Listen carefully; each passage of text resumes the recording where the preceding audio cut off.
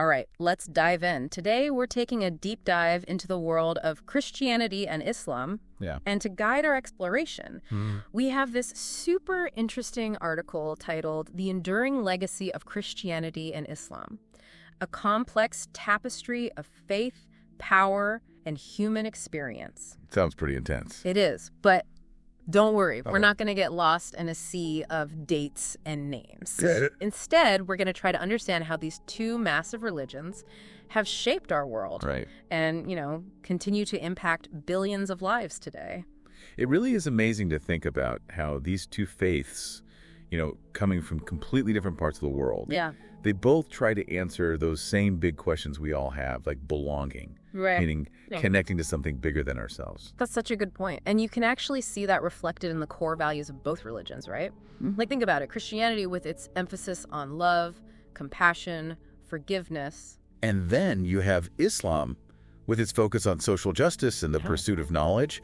And it makes you kind of wonder, how did those initial ideals actually play out in the real world? Well, and that's where things get really interesting. Okay. Because those ideals, Mm. they were super powerful in shaping those early communities. Uh-huh. And even, led to some incredible cultural advancements. Like, take the golden age of Islamic civilization. Oh, yeah. For example.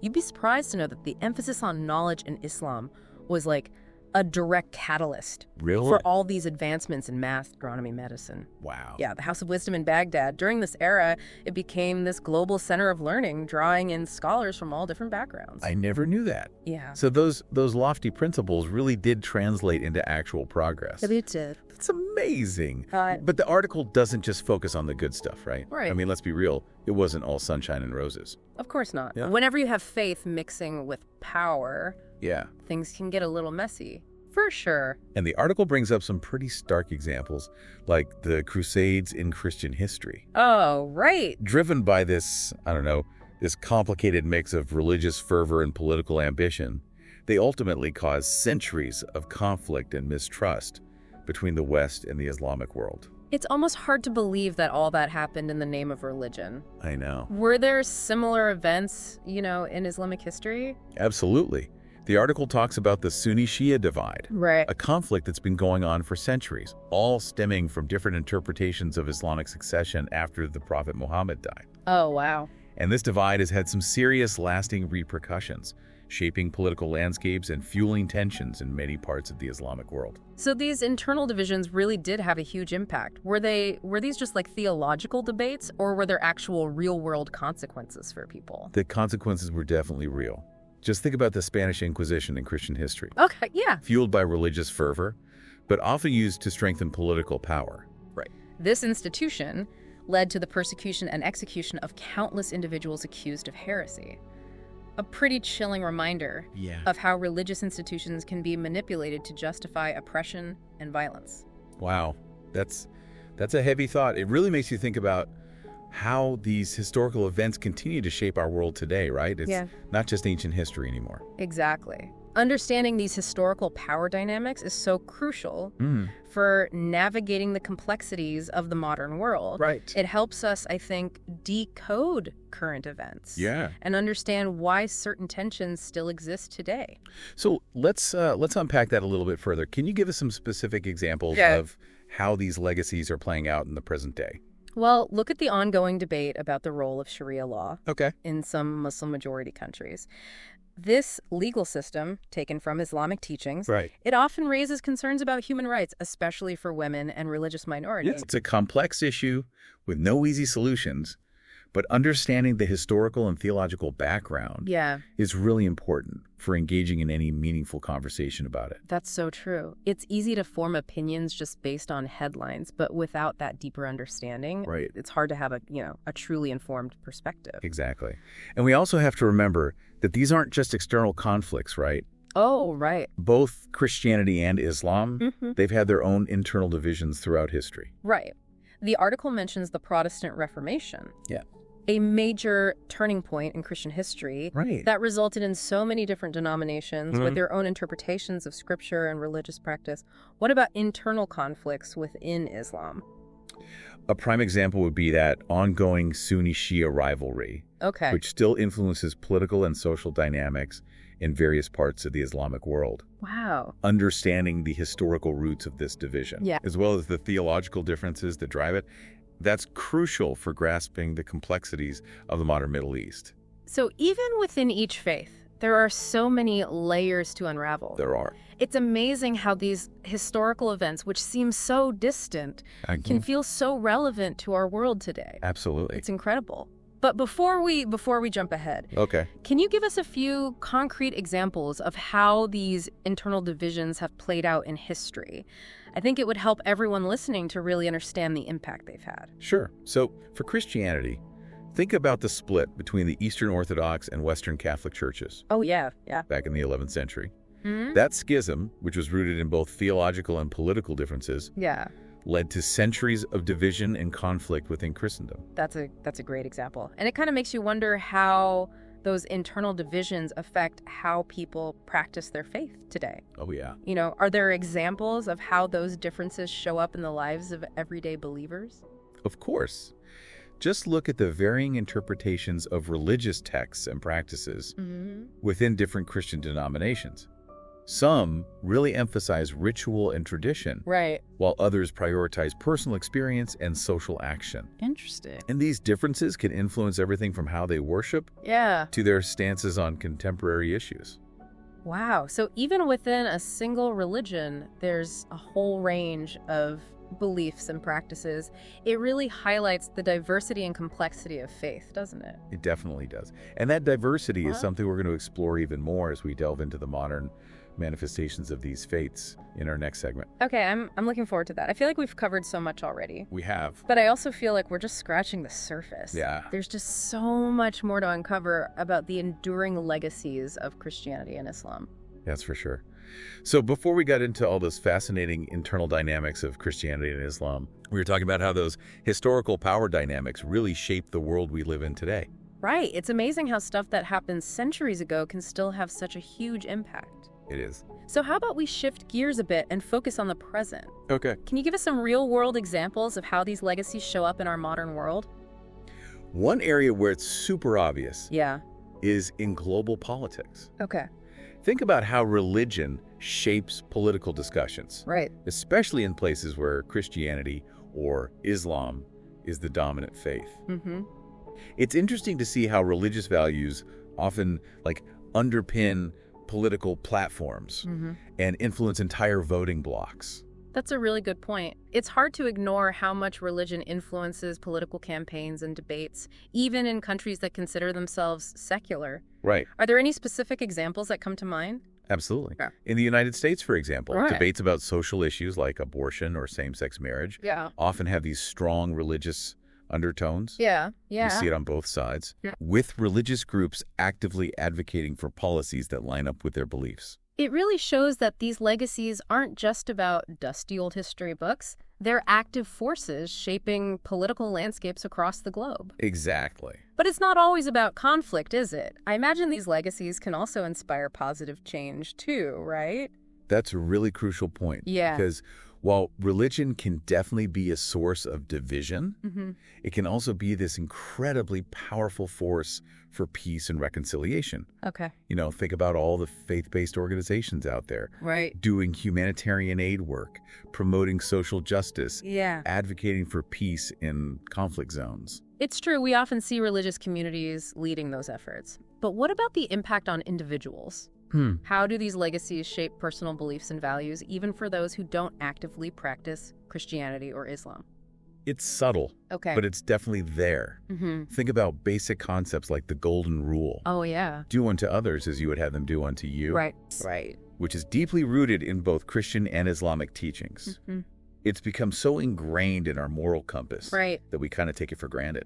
That's fascinating. You're right. Those core values are so deeply embedded in our cultures. Yeah. But it goes beyond those basic ideas, doesn't it? Of course. Both Christianity and Islam wrestle with deeper existential questions, like the meaning of life, the nature of suffering, Yeah, the hope for something beyond this earthly existence. exactly.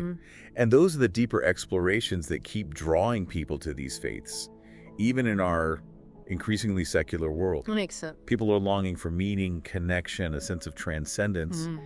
And these religions, with their rich traditions and complex theologies, offer a framework for tackling those big questions. It seems like even with all the complexities and challenges we've talked about, these legacies still offer a sense of belonging, purpose, and hope for a lot of people. They do. But where does individual choice come into play? Do we have any control over how these legacies shape our own lives? That's the million-dollar question, isn't it? And it's actually something the article doesn't really address. Oh, interesting. It lays out the historical context, the challenges, the ongoing dialogues. Yeah. But it leaves us with this open question. How do we, as individuals, navigate this incredibly complex terrain? Right. We can understand the historical forces at play, but what about our own choices? Yeah. What role do we have in shaping these legacies moving forward?